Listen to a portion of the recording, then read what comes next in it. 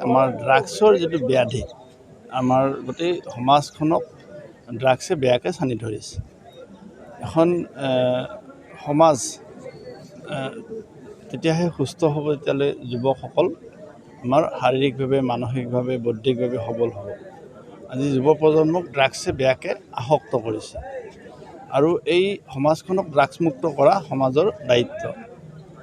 মুখ্যমন্ত্ৰী মহোদয় যিদিনাখনেই 2021 চনত তেওঁ মুখ্যমন্ত্ৰীৰ দায়িত্ব লৈছিলে সেইদিনাখনে তেওঁ কেইবাটাও বৃহৎ পদক্ষেপ লোৱাৰ ভিতৰত ড্ৰাগছৰ বিৰুদ্ধে লোৱা পদক্ষেপ এটা বৃহৎ পদক্ষেপ আছিল আৰু তেওঁ এই ড্ৰাগছৰ বিৰুদ্ধে লোৱা অভিযান ইমান তীব্ৰ হৈছিল যে গোটেই অসমত কেইবা লাখ টন ড্ৰাগছ তেওঁ বাজেয়াপ্ত আমাৰ পুলিচ প্ৰশাসনে ধৰাৰ কাৰণে সফল হৈছিল, ধ্বংস কৰিছিল আৰু তেতিয়াৰ পৰা ড্ৰাগছৰ বিৰুদ্ধে চৰকাৰৰ এইটো অভিযান এইটো কণ্টিনিউ চলি আছে।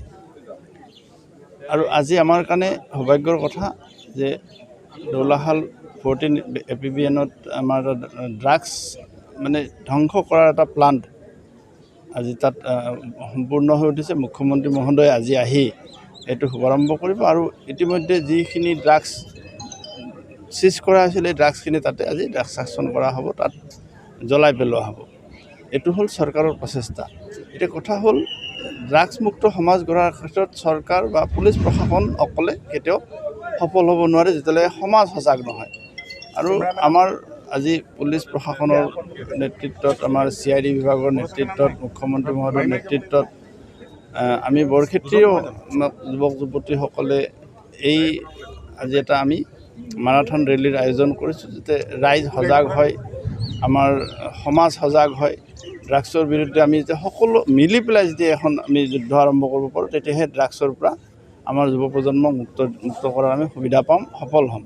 গতিকে মই আপোনালোকৰ মাধ্যমেৰে মই আমাৰ বৰক্ষেত্ৰীৰ বিশেষকৈ গোটেই অসমৰ বিশেষকৈ বৰক্ষেত্ৰীৰ সমস্ত ৰাইজক মই আহ্বান জনাইছোঁ যে আমি সকলোৱে মিলি ড্ৰাগছ বিৰোধী বা ড্ৰাগছ মুক্ত নিচামুক্ত এখন সমাজ গঢ়াৰ কাৰণে নিজৰ নিজৰ দায়িত্ব পালন কৰোঁ।